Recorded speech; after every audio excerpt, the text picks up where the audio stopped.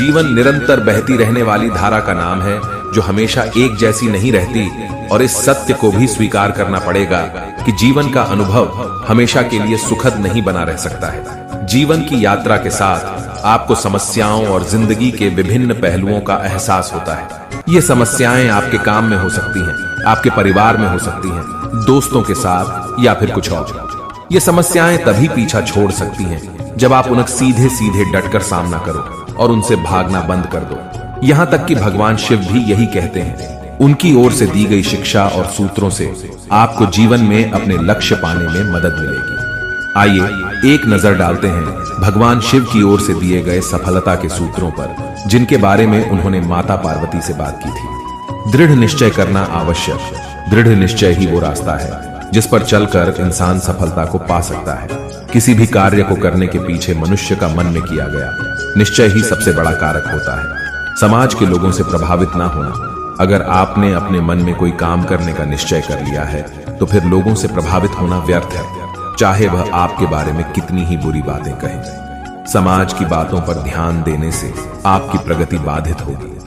आप लोगों को शांत नहीं कर सकते हैं, भले ही कितना ही प्रयास किया जाए। इसलिए अपनी ऊर्जा व्यर्थ करने से कोई लाभ नहीं। शांत रहकर खुद को नियंत्रित रखना।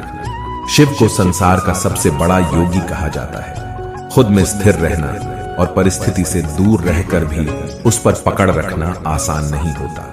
महादेव एक बार ध्यान में बैठ जाए तो दुनिया में कुछ भी उथल पुथल हो, लेकिन उनका ध्यान कोई नहीं तोड़ सकता। शिव का यह गुण हमें जीवन का गहरा ज्ञान देता है कि आप भले ही संसार की किसी भी परिस्थिति में लिप्त हो, लेकिन अपने भीतर स्थिर बने रहना आवश्यक है। अपनी प्राथमिकताएं समझें। भगवान शिव के जीवन को देखकर लगता है उन्हें हमेशा अपनी प्राथमिकताओं का भान रहा। उन्होंने अपनी पत्नी पार्वती से प्रेम और सम्मान को सबसे ऊपर रखने के साथ अपने मित्र और भक्तों को भी उचित स्थान दिया, और साथ ही इन सबसे अलग अपने ध्यान में भी लीन रहे।